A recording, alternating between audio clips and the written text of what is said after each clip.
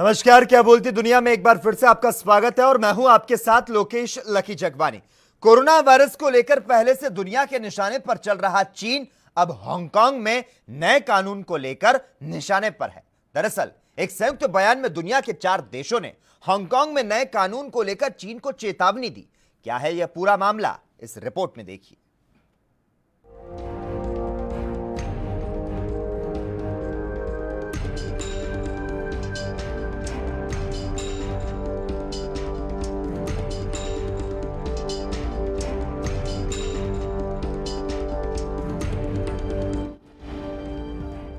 चीन अपनी हरकतों की वजह से पूरी दुनिया में घिरता जा रहा है।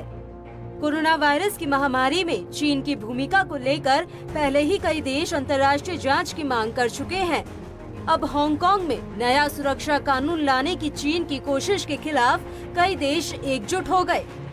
गुरुवार को यूनाइटेड किंगडम, अमेरिका, ऑस्ट्रेलिया और कनाडा ने संयुक्त रूप से बयान जारी कर चीन की आलोचना की और कहा कि हांगकांग में नया सुरक्षा कानून 1984 के ब्रिटेन चीन समझौते का उल्लंघन है और इससे उसकी आजादी पर खतरा पैदा होता है। दरअसल 1997 तक ब्रिटिश उपनिवेश रहा Hong Kong one country two system के तहत चीन को सौंप दिया गया था, लेकिन उसे राजनीतिक और कानूनी स्वायत्तता यानी स्वयं शासन का अधिकार भी दिया गया था। हालांकि चीन नए राष्ट्रीय सुरक्षा कानून के जरिए हांगकांग की स्वतंत्र कानूनी व्यवस्था को खत्म कर देना चाहता है। बता दें कि हांगकांग में अपराधियों को चीन प्रत्यर्पित करने वाले कानून के खिलाफ कई महीने तक विरोध प्रदर्शन हुए थे। दुनिया भर में हो रहे विरोध के बावजूद चीन दलील देता रहा है कि शहर में अपराध, आतंकवाद और विदेशी ताकतों के हस्तक्षेप को रोकने के मकसद से ये कानून लाया जा रहा है। हालांकि चीन के इस रवैये पर चारों देशों ने एक संयुक्त बयान में चिंता जताई है। उन्होंने कहा कि हांगकांग अपनी स्वतंत्र पहचान के साथ फलता फूलता रहा है। नए सुरक्षा कानून से हांगकांग के लोगों की स्वतंत्रता कम होगी और हांगकांग की स्वयं शासन अधिकार और इसे समृद्ध बनाने वाली पूरी व्यवस्था तहस-नहस हो जाएगी। वहीं इस मामले में ब्रिटेन के विदेश मंत्री डोमिनिक राब ने कहा कि हम चीन से मांग करते हैं कि वे अपने कदम पीछे खींच ले। राब ने आगाह किया कि अगर चीन कानून लागू करता है तो वे British national overseas passport holders का दर्जा बदल देगा। इसके बाद हांगकांग में रह रहे तमाम ब्रिटिश पासपोर्ट होल्डर 6 महीने से ज्यादा वक्त के लिए ब्रिटेन में रह सकेंगे और बाद में उनके लिए नागरिकता का रास्ता भी खोला जा सकता है। वहीं इसके अलावा जर्मनी के विदेश मंत्री हाइको मास ने कहा कि यूरोपीय यूनियन भी इस बात से सहमत है कि हांगकांग के स्वयं शासन अधिकार को कम नहीं किया जाना चाहिए। चीन से उम्मीद की जाती है कि वह वन कंट्री टू सिस्टम का सम्मान करेगा। गौरतलब है कि चीन अपनी क्षेत्र विस्तारवादी नीति को लेकर पड़ोसी देशों के निशाने पर रहा है और मौजूदा समय में भारत के साथ उसका सीमाओं को लेकर तनाव जारी है। हालांकि भारत ने चीन को अपने कड़े तेवर पहले से ही दिखा दिए हैं और भारत चीन सीमा पर सैनिकों की संख्या बढ़ा दी गई है। News desk special report ANB news.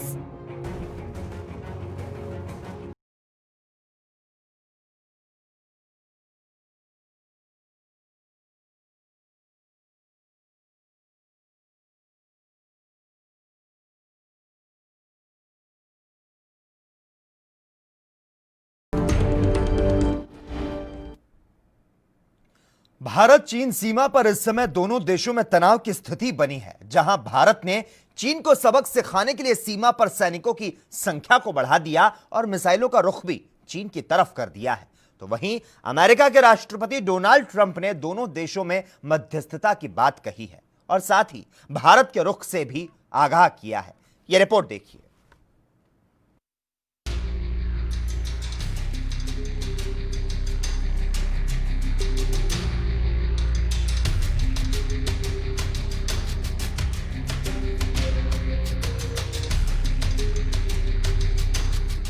पूरी दुनिया में कोरोना वायरस फैलाने के लिए जिम्मेदार चीन अब दुनिया भर में घिरता जा रहा है।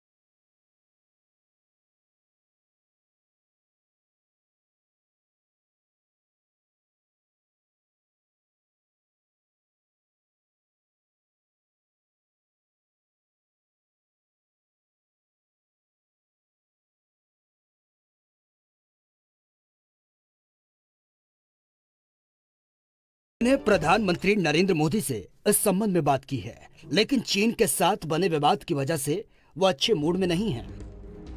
इसके साथ ही राष्ट्रपति डोनाल्ड ट्रंप ने कहा, भारत और चीन के बीच बड़ा संघर्ष चल रहा है। 1.4 बिलियन आबादी वाले दो बड़े देश जिनकी सैन्य ताकत बेहद मजबूत है। भारत खुश नहीं है और शायद चीन भी खुश नहीं है। मैं आपको बता सकता हूं कि मैंने प्रधानमंत्री नरेंद्र मोदी से बात की है, लेकिन चीन के साथ अभी जो विवाद बना हुआ है उसको लेकर वो अच्छे मूड में नहीं है। दरअसल व्हाइट हाउस के ओवल ऑफिस में गुरुवार को पत्रकारों से बातचीत में ट्रंप ने कहा था कि भारत और चीन के बीच ये बड़ा विवाद बनता जा रहा है। उन्होंने कहा कि मैं प्रधानमंत्री नरेंद्र मोदी को बहुत पसंद करता हूं और वो बेहद सज्जन पुरुष हैं। वहीं भारत और चीन में बने तनावपूर्ण माहौल में दोनों देशों के बीच मध्यस्थता करने के सवाल पर राष्ट्रपति ने कहा, अगर वो ऐसा सोचते हैं कि मेरे मध्यस्थ होने या मध्यस्थता करने से कोई मदद मिलती है तो मैं ऐसा जरूर करूंगा। हालांकि अमेरिकी राष्ट्रपति डोनाल्ड ट्रंप की पेशकश पर भारत अपनी प्रतिक्रिया दे चुका है। विदेश मंत्रालय ने कहा कि किसी भी तीसरे पक्ष के हस्तक्षेप की जरूरत नहीं है। शांति से मुद्दे को सुलझाने के लिए हम चीन के संपर्क में हैं। दरअसल चीन के साथ भारत के सीमा विवाद पर राष्ट्रपति ट्रंप ने ट्वीट कर बुधवार को मध्यस्थता की पेशकश की थी। ट्रंप ने कहा था, हमने भारत और चीन दोनों को सूचित किया है। अगर वो चाहे तो सीमा विवाद में अमेरिका मध्यस्थता करने को तैयार है। गौरतलब है कि इस महीने की शुरुआत से ही लद्दाख में चीनी सैनिक और भारतीय सैनिक आमने सामने हैं। चीन की ओर से लगातार सैनिकों की संख्या बढ़ाने और बेस कैंप लगाने की खबरें आ रही हैं। ऐसे में भारत भी पूरी तरह से मुस्तैद है और शीर्ष स्तर पर इसे लेकर मंथन चल रहा है। पिछले दिनों प्रधानमंत्री नरेंद्र मोदी ने भी इस मसले पर प्रधानमंत्री कार्यालय में चर्चा की थी, जिसमें उन्होंने लद्दाख मामले पर पूरी रिपोर्ट ली थी और तीनों सेना प्रमुखों से भी विकल्प सुझाने के लिए कहा था। फिलहाल सीमा पर बढ़े इस तनाव पर मोदी सरकार पूरी तरह से अलर्ट है और चीन की किसी भी नापाक हरकत का मुंह तोड़ जवाब देने के लिए तैयार बैठी है। News desk special report ANB news.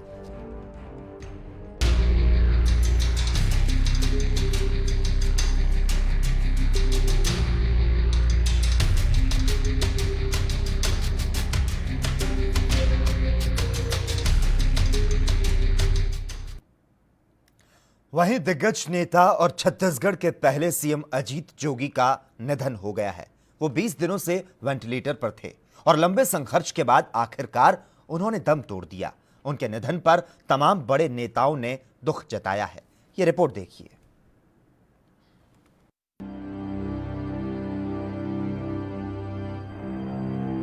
Chhattisgarh के पूर्व सीएम अजीत जोगी का शुक्रवार को निधन हो गया। उन्हें दिल का दौरा पड़ने के बाद अस्पताल में भर्ती करवाया गया था। वे 20 दिन से रायपुर के अस्पताल में भर्ती थे। उनके निधन की जानकारी उनके बेटे अमित जोगी ने ट्वीट करके दी। अमित जोगी ने लिखा कि 20 वर्षीय युवा छत्तीसगढ़ राज्य के सिर से आज उसके पिता का साया उठ गया। केवल मैंने ही नहीं बल्कि छत्तीसगढ़ ने नेता नहीं अपना पिता खोया है। अजीत जोगी 2.5 करोड़ लोगों के अपने परिवार को छोड़कर ईश्वर के पास चले गए। गांव गरीब का सहारा, छत्तीसगढ़ का दुलारा हमसे बहुत दूर चला गया। आपको बता दें, अजीत जोगी का निधन 74 साल की उम्र में हुआ है। बीते कई दिनों से उनकी तबीयत में उतार चढ़ाव आ रहा था। सांस लेने में तकलीफ होने के बाद उन्हें 9 मई को रायपुर के एक अस्पताल में भर्ती करवाया गया था। तब डॉक्टरों ने कहा था कि उन्हें कार्डियक अरेस्ट हुआ है। हालात को बिगड़ता देख डॉक्टरों ने उन्हें वेंटिलेटर पर रखा हुआ था। अस्पताल में भर्ती होने से पहले उन्होंने प्रवासी मजदूरों के हालात पर ट्वीट किया था और केंद्र सरकार से मांग की थी कि जैसे विदेशों में फंसे मजदूरों को लाने के लिए वंदे भारत चालू किया गया, वैसे ही मजदूरों को घर तक पहुंचाने के लिए अभियान शुरू किया जाना चाहिए। इस ट्वीट के बाद से उनकी तबीयत खराब हो गई और उन्हें अस्पताल में भर्ती करवाया गया, जहां लंबे संघर्ष के बाद उन्होंने दम तोड़ दिया। उनके निधन पर छत्तीसगढ़ के पूर्व सीएम रमन सिंह ने गहरा दुख जताया। आज हम सब के लिए बहुत ही दुखद ये क्षण है, न केवल व्यक्तिगत रूप से मेरे लिए, जो हम लोग के एक नज़दीकी पारिवारिक मित्र भी रहे, राजनीति के क्षेत्र में काफ़ी लंबा अनुभव माननीय जोगी जी के साथ काम करने का अवसर आया। कई रूप में देखा उन्हें, कलेक्टर के रूप में देखा, बाद में सांसद के रूप में राज्यसभा में गए, इस रूप में देखा, संगठन के राष्ट्रीय स्तर के पदाधिकारी के रूप में देखा, बाद में 2000 से मुख्यमंत्री के रूप में पहले मुख्यमंत्री छत्तीसगढ़ के बने। हर रूप में उनको देखा और निश्चित रूप से एक बात तो स्पष्ट है कि अद्भुत जीवटता के साथ उन्होंने अपने राजनीतिक क्षेत्र में काम किया, सामाजिक क्षेत्र में काम किया और छत्तीसगढ़ के एक लोकप्रियता की हासिल की, जो बहुत ही बिरला हो सकता है। गरीब हो, अमीर हो, समाज के सभी वर्गों में समान रूप से जोगी जी की एक विशिष्ट पहचान बना के उन्होंने रखी थी। वहीं अजीत जोगी के निधन पर रमन सिंह के साथ ही मध्य प्रदेश के मुख्यमंत्री शिवराज सिंह चौहान का बयान आया। उन्होंने इस दुख की घड़ी में ईश्वर से परिवार को दुख सहने की क्षमता देने की प्रार्थना की है। पहले सांसद के रूप में एक नौकरशाह से, सांसद के बाद जब मध्य प्रदेश और छत्तीसगढ़ अलग बना तो छत्तीसगढ़ के मुख्यमंत्री के रूप में उन्होंने मध्य प्रदेश छत्तीसगढ़ की बेहतर सेवा की। अस्वस्थ होने के बाद भी ऐसी हालत में जब पैर चल नहीं सकते, तब व्हील चेयर पर बैठकर एक राजनीतिक दल को चलाना अपने आप में एक अद्भुत साहस का काम है। उसी जीवटता के साथ वो छत्तीसगढ़ की जनता के लिए संघर्ष करते रहे। मैं उनको अपनी ओर से, मध्य प्रदेश की जनता की ओर से श्रद्धा के सुमन अर्पित करता हूं। उनके परिवार को भगवान ये गहन दुख सहन करने की क्षमता दे, यही प्रार्थना करता हूं। ओम शांति। बता दें कि नौकरशाह से राजनेता बने अजीत जोगी छत्तीसगढ़ के पहले मुख्यमंत्री रहे। मध्य प्रदेश से छत्तीसगढ़ के बंटवारे के बाद वो नवंबर 2000 से नवंबर 2003 तक मुख्यमंत्री रहे। जोगी ने 2016 में कांग्रेस छोड़ दी थी और अपनी पार्टी जनता कांग्रेस छत्तीसगढ़ की स्थापना की। आपको बता दें, जोगी एक बार मुख्यमंत्री, 2 बार राज्यसभा सदस्य और 2 बार लोकसभा सदस्य रहने के साथ ही कांग्रेस के राष्ट्रीय प्रवक्ता रहे। लेकिन राज्य में कांग्रेस नेताओं से मतभेद के चलते जोगी ने साल 2016 में कांग्रेस से बगावत कर अपनी अलग पार्टी जनता कांग्रेस छत्तीसगढ़ के नाम से गठन किया था, जबकि एक दौर में वह राज्य में कांग्रेस का चेहरा हुआ करते थे। News desk special report ANB news.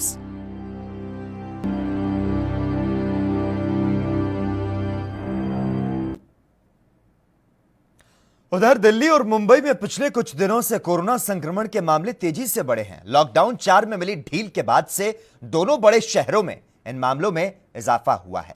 यह रिपोर्ट देखिए।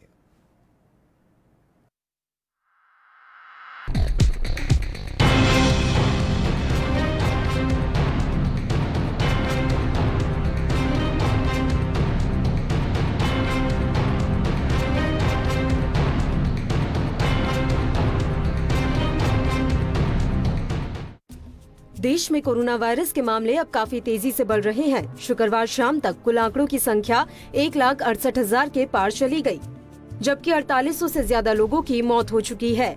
दरअसल लॉकडाउन 4 में मिली कई तरह की छूट के बाद मामलों की रफ्तार बढ़ी है, जिसका असर दिल्ली और मुंबई जैसे शहरों में साफ देखा जा सकता है। ये दोनों ऐसे शहर हैं जहां 24 घंटे में 1000 से भी अधिक केस सामने आए हैं। राजधानी दिल्ली में पिछले कुछ दिनों से लगातार ज्यादा मामले सामने आए हैं। यहाँ हर दूसरे दिन 24 घंटे में कुल मामलों का रिकॉर्ड टूटता हुआ दिख रहा है। गुरुवार को दिल्ली में सारे रिकॉर्ड टूटे और एक दिन में कुल केस 1024 तक बढ़ गए। इससे पहले भी दिल्ली में लगातार 400, 500, 600 और 700 की रफ्तार से केस बढ़ रहे थे, जो चिंता बढ़ाने वाला मामला है। वहीं दिल्ली में तेज मामलों की रफ्तार 17 मई के बाद ही आई है, जब राजधानी में लॉकडाउन 4.0 के तहत कई तरह की छूट दी गई। हालांकि दिल्ली के सीएम अरविंद केजरीवाल ने एक प्रेस कॉन्फ्रेंस में कहा था कि दिल्ली में जो नए मामले आ रहे हैं, उनमें से अधिकतर कम लक्षण वाले हैं। वहीं दूसरी तरफ देश की आर्थिक राजधानी मुंबई में भी हर रोज 1000 से अधिक केस सामने आ रहे हैं। मुंबई इस वक्त देश का सबसे ज्यादा कोरोना प्रभावित शहर है। गुरुवार को मुंबई में 1438 कोरोना वायरस के नए मामले रिपोर्ट किए गए, जो महाराष्ट्र के कुल आंकड़े का 50% से भी ज्यादा था। वहीं अब तक मुंबई में कुल 36,000 से ज्यादा कोरोना वायरस के केस सामने आ चुके हैं। दरअसल मुंबई देश का इकलौता ऐसा शहर है जहां 1100 से ज्यादा मौतें हो चुकी हैं। बता दें कि मुंबई में पिछले करीब 2 हफ्ते से लगातार रोज 1000 से अधिक केस सामने आ रहे हैं। कई बार ये आंकड़ा 1500 से ज्यादा केस तक भी पहुंचा है। गौरतलब है कि लॉकडाउन 4 में देश में कई तरह की छूट दी गई, जिसमें दुकानें खोलना, 2 पहिया और 4 पहिया वाहनों को चलाना, एक राज्य से दूसरे राज्य में जाना, दफ्तर जाना और कुछ हिस्सों में सार्वजनिक परिवहन का उपयोग करना शामिल है। इस दौरान कई कोरोना संक्रमित मरीज एक स्थान से दूसरे स्थान पर गए, जिसकी वजह से देश में कोरोना मरीजों की संख्या में इजाफा हुआ। फिलहाल रोजाना 4 से 6 हजार मामले सामने आने के बाद अब देश की चिंता बढ़ती जा रही है। News desk special report ANB news.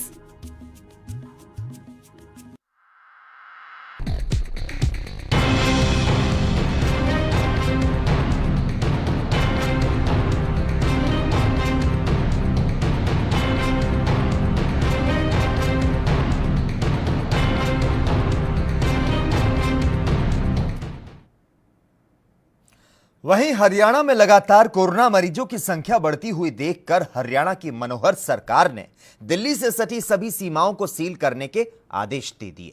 उधर एकाएक बॉर्डर सील होने से आम लोगों की परेशानियां एक बार फिर से बढ़ गई। एक रिपोर्ट देखिए।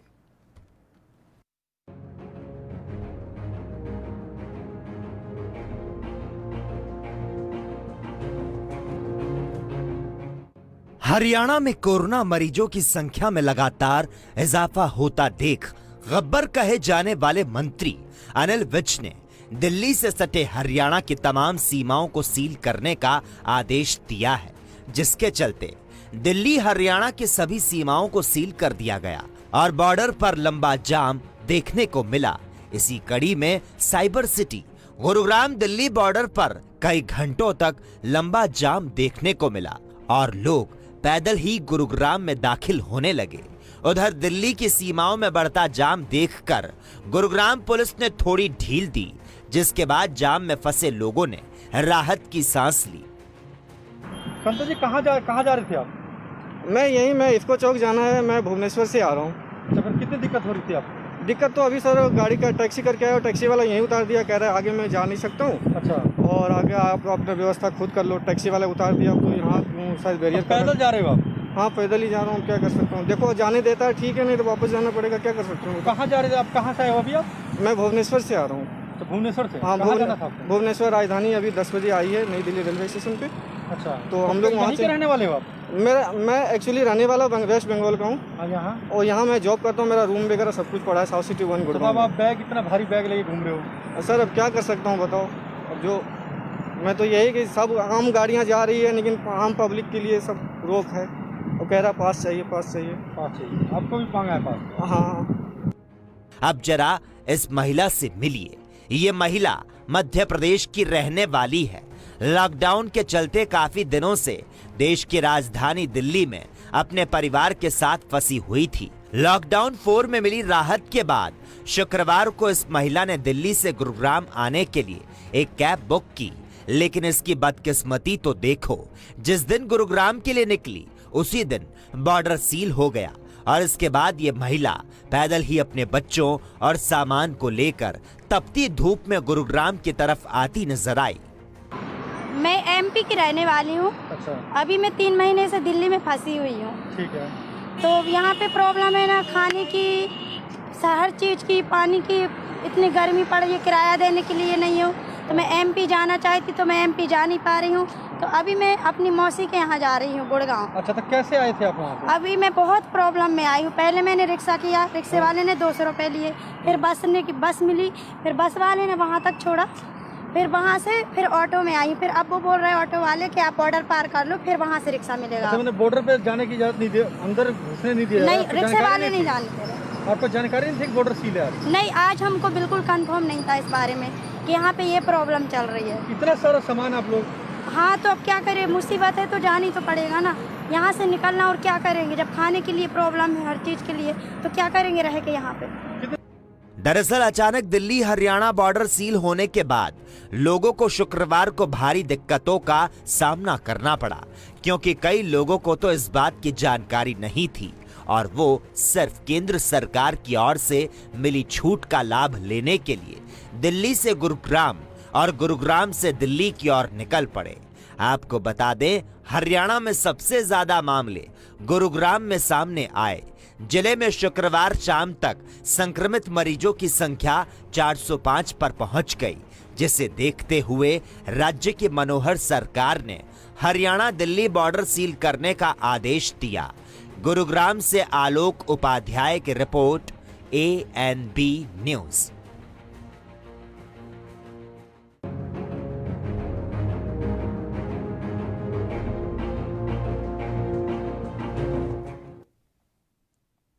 और इसी बीच देश की राजधानी दिल्ली से इस वक्त की बड़ी खबर सामने आ रही है। आपको बता दें, दिल्ली एनसीआर में भूकंप के झटके महसूस किए गए हैं और देर तक ये झटके महसूस किए गए हैं। रिएक्टर पैमाने पर भूकंप की तीव्रता 4.6 आंकी गई है। बीते 1 महीने में 4 बार भूकंप के झटके महसूस किए गए हैं। दिल्ली एनसीआर में भूकंप के झटके महसूस किए गए हैं। आपको बता दें, इसके पहले 15 मई को दिल्ली में भूकंप के झटके महसूस किए गए थे। इस भूकंप का जो केंद्र है वो दिल्ली के पीतमपुरा इलाके में था। आपको बता दें, बीते 1 महीने में 5 बार भूकंप के झटके महसूस किए गए हैं। भूकंप के लिहाज से दिल्ली को हमेशा संवेदनशील इलाका माना जाता है। भूवैज्ञानिकों ने दिल्ली और इसके आसपास के इलाकों को जोन 4 में रखा है।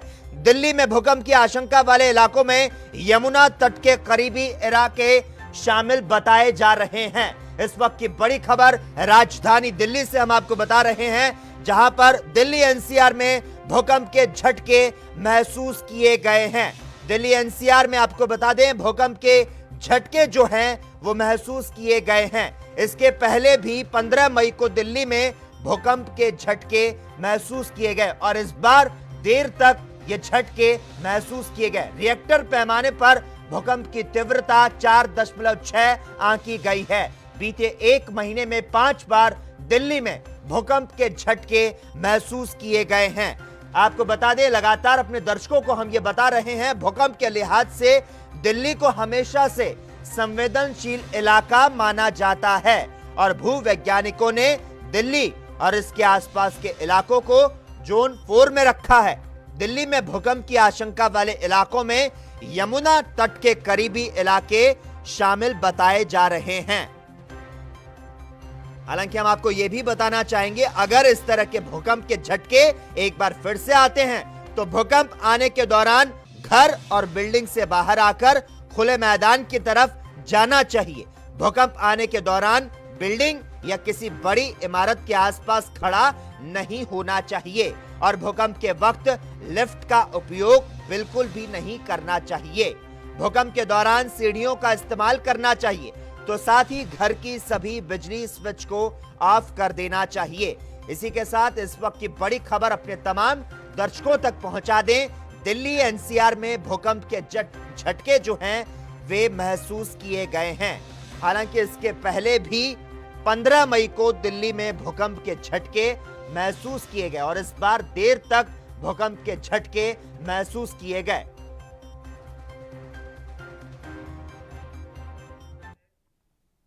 वहीं बाराबंकी में अंधविश्वास के नाम पर एक व्यक्ति ने सोशल डिस्टेंसिंग की जमकर धज्जियां उड़ाई। दरअसल व्यक्ति का दावा है कि वो साक्षात भगवान के दर्शन करवा सकता है। फिर क्या था, लगी भीड़ लगने और लोग भूल गए कोरोना का खौफ। ये रिपोर्ट देखिए।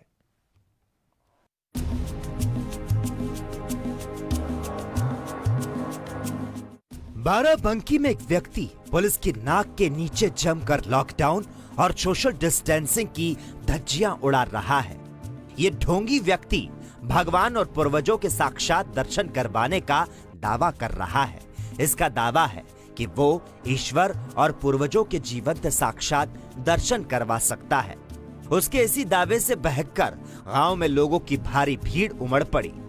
वहीं गांव में उमड़ी इस भीड़ के अंदर जो लोग इकट्ठा हुए उनमें कोरोना महामारी का कोई भय नहीं था और वो सोशल डिस्टेंसिंग की जमकर धज्जियां उड़ाते नजर आए। दरअसल अंधविश्वास का ये मामला बाराबंकी जिले के कोठी थाना अंतर्गत पडरवा गांव का है, जहां गांव के प्रधान प्रतिनिधि लक्ष्मी नारायण जायसवाल भगवान और पूर्वजों से सीधे दर्शन करवाने का दावा कर रहे हैं। उनके इसी दावे के बाद आसपास के कई गांव के सैकड़ों लोग इकट्ठा हो गए। इसके बाद लक्ष्मी नारायण का दरबार सजा और शुरू हुआ अंधविश्वास का खेल। सैकड़ों की संख्या में लोग दर्शन करने के लिए इस गांव में पहुंचे तो उनके चेहरे पर कोरोना जैसी महामारी का भय नहीं दिखा। लोग भीड़ लगाकर एक दूसरे से सटे खड़े दिखाई दिए। अपने सजे सजाए दरबार में लक्ष्मी नारायण जायसवाल ने कई लोगों के सर पर हाथ रखकर जय बाबा सदानंद का नाम लेकर आंखें बंद कर भगवान के दर्शन कराने का दावा किया। इसका मानव जीवन का क्या उद्देश्य है, ये बताने का लक्ष्य है।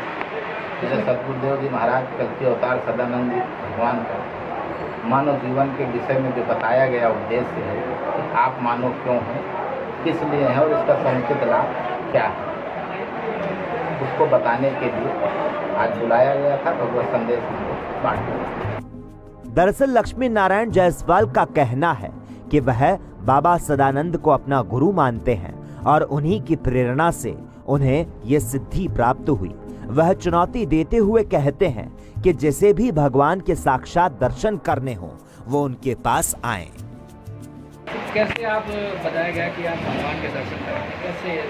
ये तो पूरा खुली चुनौती है सदगुरुदेव जी महाराज का कि आपको साक्षात संसार शरीर जो ईश्वर परमेश्वर का साक्षात दीदार दर्शन कराया जाएगा। बातचीत सही है। ये तो पूरे विश्व को खुली चुनौती महाराज जी ने हमारे लिए। कितने लोगों का दर्शन?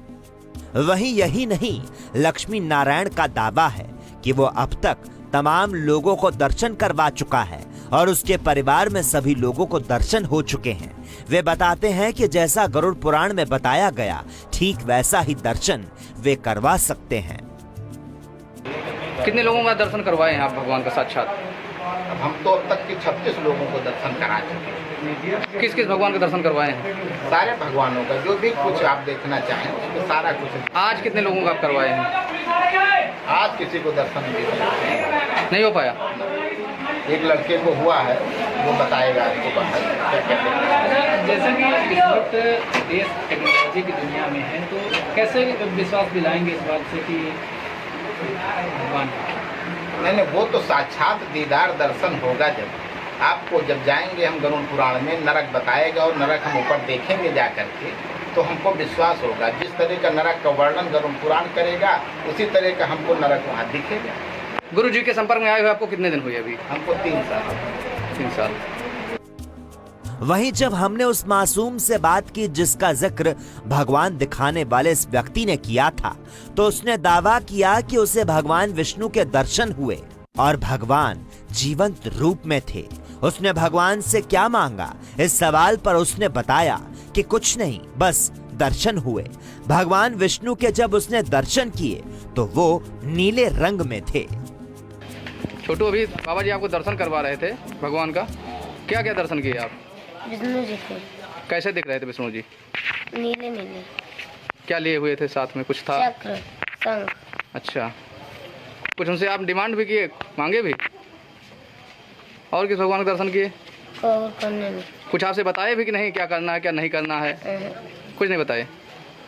फोटो दिख रहे थे या कैसा दिख रहा था? असली में आंख बंद थी आपकी खुली थी? बंद थे। आंख बंद थी। कितनी देर में दर्शन दिए हैं? 4 मिनट बाद। 4 मिनट बाद। बाबा जी ने क्या कहा, कैसे करो दर्शन मिलेगा? जय गुरु सदा में। कितनी बार जाप किए? 5 बार। छठी बार आपको दर्शन मिल गए? हाँ। और कितने लोग दर्शन कर रहे हैं? बहुत जने। तो भगवान ने आपसे क्या कहा, क्या करना है, कुछ बताए? कुछ नहीं बताए। तो अभी आपने छोटू की बात सुनी, लेकिन ये सच है या फिर झूठ, इस बारे में अभी हम कुछ नहीं कह सकते। लेकिन ये जरूर हो सकता है कि ऐसा बोलने के लिए उसे लक्ष्मी नारायण की ओर से कहा गया हो। अब ये विश्वास है या फिर अंधविश्वास, लेकिन लक्ष्मी नारायण का जादू लोगों के सिर चढ़कर बोल रहा है। इसका अंदाजा भीड़ देखने से लग जाता है। ऐसे में अगर इस भीड़ में कोरोना बम फूटा तो हालात क्या होंगे, इसका अंदाजा नहीं लगाया जा सकता। बाराबंकी से मोहम्मद नजीर की रिपोर्ट, ANB न्यूज।